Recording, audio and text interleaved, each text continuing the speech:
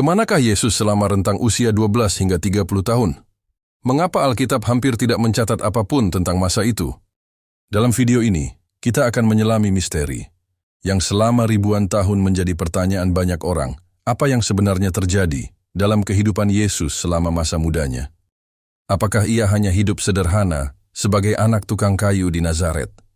Apakah ia pernah bersekolah, belajar menulis, atau membantu kedua orang tuanya bekerja?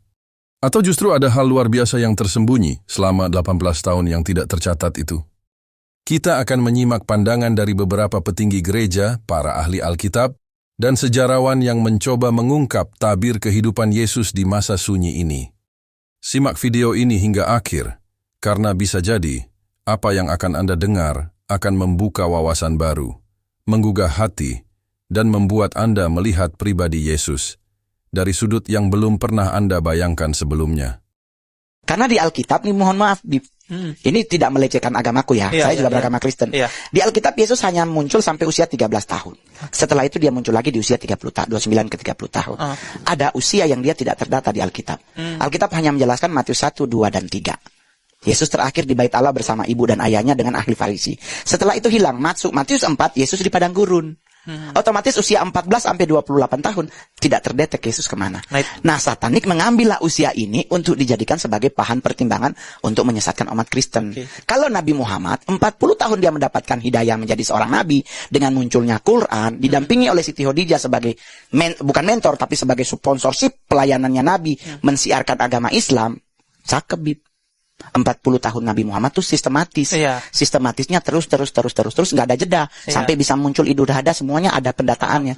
Yesus hilang 14 tahun. Kekosongan itu yang biasanya diisi oleh mereka. Dari para nabi hanya Yesus yang kosong di usia 14 until 28 tahun. Nabi Muhammad 40 tahun sampai dia meninggal jejaknya ada. Ketemu ini, ketemu ini. Ngomong-ngomong Mongol fasih loh jelasin Nabi Muhammad, jelasin Quran. Merupakan sebuah diskusi yang menarik oleh seorang Habib Jafar dan juga Mongol mengenai Yesus Kristus, di mana Mongol menyatakan ada usia Yesus Kristus yang tidak terdata di dalam Alkitab, sehingga hal ini membuat Alkitab terkesan tidak sistematis, yang kemudian dimanfaatkan oleh beberapa orang untuk menyerang kekristenan. Lantas, benarkah demikian? Tentu saja jika kita mengerti tradisi dan kebudayaan Yahudi, maka usia Yesus Kristus sejak usia 13 hingga 29 tahun bukanlah suatu keanehan. Bahkan orang-orang yang tidak mengerti tradisi dan kebudayaan Yahudi akan memanfaatkan hal ini untuk menyerang kekristenan. Misalnya dari abad ke-3 Masehi, sebuah Injil palsu yaitu Injil Thomas mengisahkan bahwa ketika Yesus sedang remaja, ia dapat membuat burung dari tanah liat. Sedangkan pada abad ke-5, Injil palsu Matius mengisahkan Yesus secara berlebihan, di mana terdapat sebuah kisah dalam Injil palsu ini bahwa terdapat pohon kurma yang membungkuk mengikuti perintah Yesus pada masa anak-anak. Nah, bahkan pada abad ke-7 ada sebuah tulisan apokrifa yaitu Injil Al-Jufuliyah yang menyatakan bahwa ketika Yesus sedang bayi dan digendong oleh Maria, ia dapat berbicara. Tentu saja berdasarkan catatan sejarah, kisah-kisah palsu tersebut sangat terkenal di kalangan sekte Kristen heretik di tanah Arab. Dan sekaligus hal tersebut menunjukkan bahwa penulis-penulis Injil palsu tersebut tidak mengerti tradisi dan budaya Yahudi, sehingga mereka salah kaprah mengenai di manakah Yesus berusia 13 hingga 29 tahun. Berdasarkan data yang diungkapkan oleh Injil, kita dapat menemukan 3 klasifikasi usia Yesus Kristus, yaitu usia bayi atau yelet, yang kedua usia disapih atau gemul, di mana pada usia ini Yesus diserahkan ke bait Allah di hadapan Simeon dan Hana, dan yang ketiga yaitu usia 12 tahun atau bahur. Yesus Kristus dimunculkan pada usia 8 hari karena dalam tradisi dan kebudayaan Yahudi, usia 8 hari merupakan usia di mana seorang anak laki-laki atau bayi laki-laki harus disunatkan sesuai dengan janji kepada Abraham. Kemudian Yesus dimunculkan kembali pada usia 12 tahun karena dalam tradisi Yahudi, usia 12 tahun merupakan usia di mana anak laki-laki Yahudi harus mengikuti upacara yang disebut dengan bar mitzvah atau anak hukum. Di mana pada usia ini Yesus harus melakukan aliyah ke panggung di sinagoga untuk menerima hukum Taurat dan juga menghadap mimbar. Di mana kemudian pada usia 15 tahun Yesus menghadapi tahapan Talmud, dan pada usia 20 tahun Yesus menghadapi usia Midras di Beit Midras. Di mana pada saat itu ada 2 Beit Midras yang terkenal, yaitu Beit of Hillel dan Beit of Shammai. di mana sejak usia 20 tahun Yesus mengikuti pendidikan keimaman atau pengajar Taurat, di mana pendidikan ini kurang lebih berlangsung selama 10 tahun, yang dimulai dari imam pendamping, imam muda, hingga imam kepala. Dan terakhir pada usia 30 tahun Yesus dimunculkan kembali, karena pada usia ini Yesus baru bisa melayani di tengah-tengah publik yang diawali dengan baptisan Yohanes. Dan pada usia 30 tahun, usia ini merupakan usia yang disebut dengan Lakoah dalam tradisi Yahudi. Lantas, apakah ada bukti yang mendukung atau yang mendasari semua ini? Tentu saja. Perhatikan bahwa di dalam Alkitab Yesus Kristus dipanggil sebagai rabi atau guru, di mana seorang rabi atau guru hanya boleh diucapkan kepada mereka yang telah mengikuti pendidikan keimaman atau teologi dalam tradisi Yahudi. Kemudian menurut Yohanes 8 ayat 2, Yesus mengajar di Bait Allah. Hal ini menandakan bahwa Yesus Kristus yang adalah seorang rabi diberikan akses untuk mengajar di Bait Allah. Bahkan Yohanes Pembaptis pun tidak dapat mengajar di Bait Allah. Dengan demikian, berdasarkan data historis dan juga latar belakang kebudayaan dan tradisi Yahudi, maka asumsi liar dan berbagai spekulasi mengenai perjalanan Yesus Kristus dari usia 12 hingga 30 tahun tidaklah benar adanya. Dan pernyataan yang menyatakan bahwa Alkitab tidak sistematis mengungkapkan mengenai Yesus Kristus otomatis dipatahkan, karena Alkitab memang dituliskan dalam latar belakang mentalitas Timur dan tradisi serta kebudayaan Yahudi, bukan kebudayaan Eropa, Indonesia, atau bahkan Australia. Inilah alasan mengapa kekristenan begitu kaya akan sejarah. Thank you, dan Tuhan memberkati. Ketika umur 12 tahun itu mereka naik ke Bima, naik ke tempat yang lebih tinggi. Disitulah dia menerima hukum Taurat. Nah, karena untuk bar miswah itulah Yesus dibawa oleh Bunda Maria dan Yusuf ke bait suci. Karena sejak umur itu Yesus menerima hukum Taurat. Karena Yesus secara manusia sebagai orang Yahudi, baru kemudian tadi yang saya sampaikan, pada umur 15 tahun belajar Talmud. Ben Hames Esreh la Talmud. Talmud itu tadi termasuk Torah lisan tadi, termasuk buku yang kita baca ini. Kemudian Ben Shemoneh Esreh la Kupah. Pada umur 18 tahun usia untuk kanopi itu kanopi pernikahan. Usia 18 tahun itu orang Yahudi biasanya usia minimum untuk dia menikah. Umur 18 tahun. Baru kemudian umur 20 tahun Ben Esrim Lirdov. Umur 20 tahun itu usia di mana seorang Yahudi itu dianggap cakap untuk mencari kerja, mencari pekerjaan, karena secara fisik dia sudah dianggap memenuhi syarat. Makanya di Israel modern ini wajib militer umur 20 tahun. Jadi ini punya tradisi, punya kebudayaan yang sangat kuat dari zaman dulu sampai sekarang. Kemudian setelah umur 20 tahun, umur 30 tahun baru muncul Ben Shelosim Lakoah. Pada umur 30 tahun dia dianggap usia yang memiliki kekuatan. Ya, usia 30 tahun. Kemudian berikutnya lagi Ben Arbaim Labinah. Pada umur 40 tahun itu usia bijaksana. Kenapa umur 30 tahun disebut sebagai usia kuat secara fisik maupun psikis? Makanya seorang Yahudi boleh mengajar di depan umum sekitar 30 tahun. Sebelum itu tidak boleh muncul. Umur 20 tahun ngajar nggak boleh. Umur 30 tahun dia boleh ngajar di depan umum. Itu ketentuan dari kebudayaan orang Yahudi. Umur 40 tahun dia disebut sebagai usia untuk binah, bijaksana. Baru umur 50 tahun Ben Hamisim La Etsa, usia untuk orang bisa didengar nasihatnya. Maka ketika Yesus mengatakan Abraham bapamu melihat hariku dan dia bersuka cita karena ia telah melihatnya. Apa kata orang Yahudi? Umurmu belum sampai 50 tahun. Bagaimana kamu menyatakan hal itu? Kenapa? Kamu belum usia 50 tahun yang layak didengar nasihatmu, karena usiamu baru 30-an tahun. Bagaimana kamu mengatakan hal itu? Itu karena memang ada dokumennya, di mana orang Yahudi itu boleh memberi nasihat, didengar fatwanya, didengar petuahnya ketika umur 30 tahun. Makanya ketika sensus bangsa Israel di Padang Gurun, di kitab Bilangan, ambillah anak-anak antara usia 30 tahun sampai 50 tahun bertugas di kemah suci, ya kan? Karena apa? Itu ada usia-usia yang sudah dijadikan patokan oleh orang Yahudi dari abad ke abad, mulai dari zaman Musa sampai hari ini. Makanya tidak perlu tahu Sweet 17 Yesus di mana. Itu bukan budaya orang Yahudi. Lah ini kan salah kan? Wah, kelihatannya dia hanya Alkitab, hanya Alkitab. Tapi keliru karena membaca Alkitab menurut kebudayaan orang Barat, menurut kebudayaan drama Korea. Akhirnya keliru semua. Karena apa? Yesus bukan orang Korea, Yesus bukan orang Jawa, Yesus bukan orang Barat, ya kan? Nanti langsung seneng pada drama Korea. Alkitab dimaknai sebagai budaya Korea, itu kan keliru. Itu namanya bukan eksegese tapi eisegese, memasukkan makna Anda dalam teks dan tidak tahu konteksnya diisi dengan kebudayaan non kitab suci. Pada waktu Yesus berumur 13 tahun, di mana dikatakan bahwa ada banyak orang yang datang ke rumahnya untuk melamar Yesus menjadi menantu mereka, atau supaya Yesus mengawini anak gadis mereka. Katanya tradisi di sana adalah bahwa bukan laki yang melamar perempuan, tapi perempuan yang melamar laki. Dan karena itu maka ibu-ibu atau orang tua yang kepengen Yesus menjadi anak mantunya, mereka lalu melamar Yesus untuk anak perempuan atau anak gadis mereka. Tapi Yesus tidak menyukai ini, dan karena Yesus masih mempunyai kerinduan untuk belajar agama, akhirnya Yesus melarikan diri ke Pakistan. Nah, selanjutnya itu pada Yesus umur 13 tahun. Lalu pada saat Yesus berumur 14 tahun, Yesus lalu hidup di tengah-tengah orang Aryan, dan dia diminta untuk tinggal di bait mereka, tapi dia menolak. Dia lalu pergi ke Zagornau, di mana dia diterima dengan tangan terbuka oleh para pendeta Brahmin, yang lalu mengajar dia membaca dan memahami kitab Weda, dan untuk mengajar, menyembuhkan, dan mengusir setan. Lalu setelah 4 tahun belajar di sana, Yesus menjadi sempurna, dan dia sempurna di dalam menjelaskan tulisan-tulisan suci. Dia kemudian meninggalkan Himalaya menuju barat sampai ke Persia, yaitu di Iran, di mana di Iran Yesus belajar doktrin Zarathustra.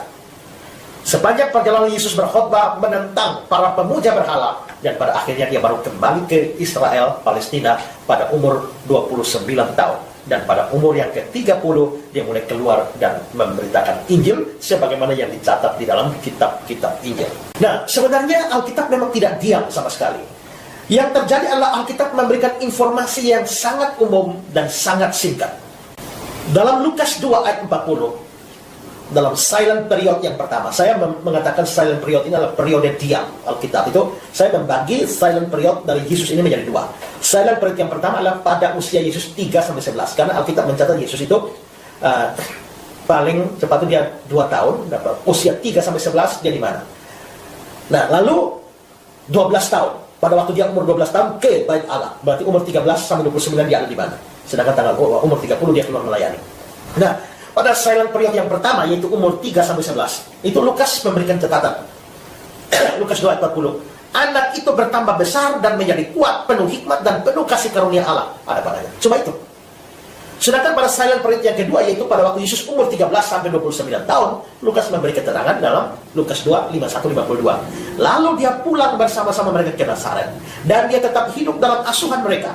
Dan ibunya menyimpan semua perkara itu dalam hatinya. Dan Yesus makin bertambah besar, dan bertambah hikmatnya dan besarnya, makin dikasihi oleh Allah dan manusia. Nah, dari ayat-ayat ini terlihat bahwa silent period itu, dalam masa silent period itu, Yesus tidak kemana-mana. Dia tinggal bersama orang tuanya di Nazaret. Dia dibesarkan di sana sampai dia berusia 30 tahun, dan dia memulai pekerjaan pelayanannya. Kesimpulan ini didukung oleh fakta bahwa Yesus dikenal oleh masyarakat sebagai orang Nazaret, Jesus of Nazareth. Ketika dia pergi ke pintu gerbang, seorang hamba lain melihat dia dan berkata kepada orang-orang yang ada di situ, orang ini bersama-sama dengan Yesus, orang Nazaret itu. Markus 10 ayat 87. Ketika didengarnya bahwa itu adalah Yesus orang Nazaret, mulailah dia berseru, Yesus anak Daud, kasihanilah aku. Yesus orang Nazaret. Lukas 18 ayat 36 dan 37. Waktu orang mendengar, orang banyak lewat, dia bertanya, apa itu? Kata orang kepadanya, Yesus orang Nazaret lewat. Coba pikirkan, Yesus telah menghilang. Jika Yesus telah menghilang dari Nazaret umur 13 dan baru kembali umur 29 dan langsung terjun ke medan pelayanan, apakah dia akan dikenal sebagai orang Nazaret? Saya kira tidak. Jika dia menghabiskan separuh hidupnya di India atau di Tibet, maka sangat mungkin dia akan dikenal Yesus orang India atau Yesus orang Tibet. Nah, jadi dari sini Yesusnya itu dibesarkan di Nazaret. Secara eksplisit dikatakan demikian, bukan di India, di Nepal atau di Tibet. Yesus biasa pergi ke rumah ibadah setiap hari Sabat. Nah, kalimat ini tidak cocok kalau Yesus mengembara dari umur 13 sampai 29 tahun. Nah, kalau memang Yesus tidak kemana-mana, hanya tinggal di Nazaret saja, lalu apa saja yang dia lakukan hari-hari? Tentu saja dia hidup seperti masyarakat biasa pada umumnya, mungkin dia bermain bersama teman-temannya, tapi ada dua hal yang pasti, yaitu yang pertama adalah dia bersekolah. Perlu diketahui bahwa bangsa Yahudi adalah bangsa yang sangat menekankan pendidikan. Tahapan-tahapan pendidikannya mulai dengan bikra, itu anak umur 5-10 tahun mesti belajar membaca Taurat, ya. Dan biasanya kegiatan belajar mengajar dilaksanakan di rumah ibadah yang sering disebut sebagai Bet HaSefer atau rumah buku. Ini semacam SD. Lalu umur 10-12 mereka harus masuk yang namanya Mishnah. Itu semacam SMP. Lalu umur 12-29 mereka lalu masuk kepada atau belajar semacam Talmud. Itu pada usia sekitar 12-19 dan itu usia SMA. Selanjutnya, kalau mereka mau melaksanakan atau melanjutkannya dengan sekolah teologi, mereka boleh memasuki pendidikan keimaman, di mana mereka boleh belajar Taurat, dan itu disebut sebagai midras atau di Bet Midras, rumah belajar. Dari kata midras inilah lalu muncul mempengaruhi bahasa Arab madras. Dari madras ini maka kita lihat ada sekolah-sekolah yang disebut sebagai madrasah, ya. Madrasah itu dari kata midras itu. Jadi Yesus sangat besar kemungkinan dia sekolah, dan itu saya bisa buktikan dengan lebih jauh lagi dalam buku The Lost Years of Jesus Christ itu. Nah, selain dia bersekolah, juga dia membantu orang tuanya. Saya Pendeta Henry Tandianta, Master of Bibliology Study. Jadi Master Alkitab. Saya itu Master Alkitab. Bukan Master Teologi, enggak. Saya Master Alkitab, ya. Begini judulnya, ya. Yesus tidak pernah belajar. Yesus itu nggak pernah sekolah. Sekolah aja deh, jangan belajar. Yesus tidak pernah sekolah, ya. Kan supaya lebih ini ya. Yesus itu tidak pernah sekolah. Ya, Bapak Ibu Saudara, ini pengantar dulu ya. Kalau untuk urusan tentang keagamaan, tentang kekristenan, tentang memahami Alkitab, sekolah itu nggak penting. Saya ulangi, untuk yang memahami Alkitab, untuk memahami kekristenan, sekolah itu nggak penting. Beda kalau untuk memahami ilmu fisika, ilmu matematika, ilmu biologi, nah itu harus sekolah. Tapi untuk memahami Alkitab, memahami kekristenan, sekolah nggak penting. Nggak sekolah aja nggak apa-apa. Saya contohnya, saya itu kalau secara formal, saya sekolah, saya kuliah ya. Makanya gelarnya tukang insinyur. Saya itu tukang insinyur ya. Terus, tapi kalau urusan Alkitab, saya itu Master Bibliologi, Master Alkitab. Jadi yang saya pelajari Alkitab. Levelnya jauh lebih tinggi daripada Master Teologi. Kalau Master Teologi itu tukang tafsir. Makin doktor, nanti habis Master jadi doktor. Jadi makin pinter bikin tafsir. Kalau saya Master Bibliologi, artinya Alkitab saja. Ya. Ya. Itu untuk urusan keagamaan. Nah, Yesus itu nggak pernah sekolah, saudara. ya. Anda tahu nggak ya? Yesus nggak pernah sekolah. Rasul-rasul itu nelayan kan, boleh dibilang mungkin juga nggak sekolah. Dulu pas saya masih di agama sebelumnya, tentang kisah hilangnya Yesus dari umur 13 sampai 30 tahun jujur tidak di highlight ya. Jadi kalau misalnya kita hanya mendengarkan sebatas dari gereja atau dari bimbingan atau misalnya dari pengajaran teologi yang masih dasar, itu tidak di highlight Yesus menghilang. Tapi kita tahu sebenarnya kayak tidak ada rekod penceritaan tiba-tiba Yesus udah 30 tahun, tiba-tiba Yesus sudah jadi tukang kayu yang membantu ayahnya untuk melakukan pekerjaan, tiba-tiba seperti itu. Sebenarnya itu kebingungan sendiri ya kalau misalnya kita teliti lebih mendalam. Tapi saat itu yang saya lebih concern adalah kenapa Yesus anak Allah harus kita sembah setara dengan Allah. Dari itu saja saya sudah tidak terima sebenarnya. Saya sudah tidak bisa logically itu make sense. Anak dan Allah Bapaknya sendiri. Dari begitu sih. Cuma kalau emang di Kristen sendiri sebelumnya banyak hal-hal bahkan tentang pensaliban Yesus sendiri ya. Banyak yang tertutupi. Jadi seakan kita memang disetir ya. Kita disetir ke arah pemahaman doktrin. Di mana doktrin itu diciptakan ya berdasarkan bapak-bapak gereja ya, persatuan bapak-bapak gereja. Oh, memang begini ceritanya dan begini yang diajarkan. Kita bakal merasa itu janggal atau aneh Jika memang kita benar-benar mau menyembah untuk berdoa kepada Allah, ketika kita benar-benar mencari Tuhan, baru kita bisa merasakan. Kalau kita cuma yang penting gua ada agama, yang penting saya ada agama sih, enggak. Most Christian akan doesn't feel kayak mereka nggak akan merasa seperti disetir. Begitu Pak. Saya tambahin ya. Sebenarnya ada beberapa kisah tentang yang disebut dengan Yesus Kristus ketika dia masih remaja gitu. Sebenarnya ada gospel-gospelnya. Cuman tidak masuk ke dalam Bible, karena Bible itu kan adalah kitab-kitab yang dipilih oleh bapak-bapak gereja pada saat awal-awal mereka terbentuk gitu.